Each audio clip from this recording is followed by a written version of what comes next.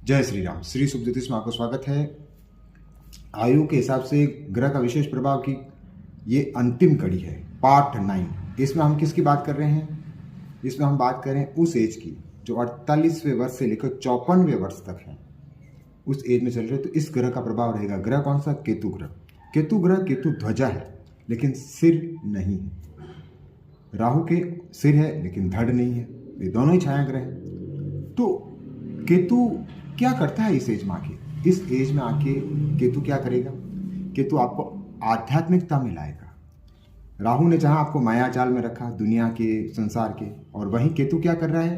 केतु आपको ला रहा है उस माया जाल से बाहर निकालकर वास्तविक ज्ञान की तरफ, वास्तविक उस तत्व की तरफ जहां पर इंसान कभी सोचता ही नहीं, लेकिन परम सत्य की तरफ एक केतु आपको ले जाएगा। क्योंकि केतु मोक्ष का कारक भी है, और इस अवस्था में आते आते इंसान को सच्चा ज्ञान जीवन का होने लगता है।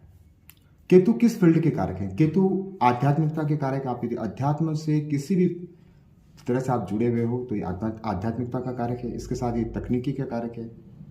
इसके साथ में ये कुछ प्रभाव अपने मंगल जैसे भी देता है। तो जैसे इलेक्ट्रिकल है, ठीक है, इलेक्ट्रिकल फील्ड में भी इसका प्रभाव रहता है। और इसके अलावा आप रिसर्च, जो अनुसंधान का जो होता है, ठीक है, तो उसमें भी इसका प्रभाव रहता है। अब ये है कि केतु के समझने के लिए आपको क्या करना है?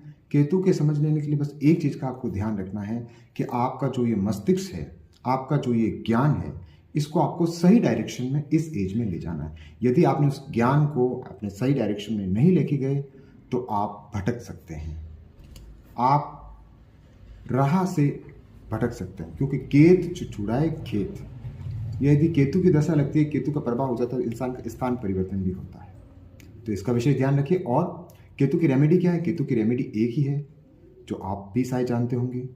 आपको प्रतिदिन इस एज में कुत्ते को रोटी खिलानी है शाम के समय। आप जितने कुत्ते को रोटी या बिस्किट या कोई भी जो चीज़ आपको अच्छी लगे उनको खिलाते हैं, तो आपको केतु महाराज का आशीर्वाद मिलेगा। तो हम आशा करते हैं कि 9 कड़ियाँ, 9 पार्ट आपको पसंद आए होंगे। ऐसी और जानकारी के लिए हमें सब्सक्राइब और लाइक जरूर कीजिएगा। जय श्री राम।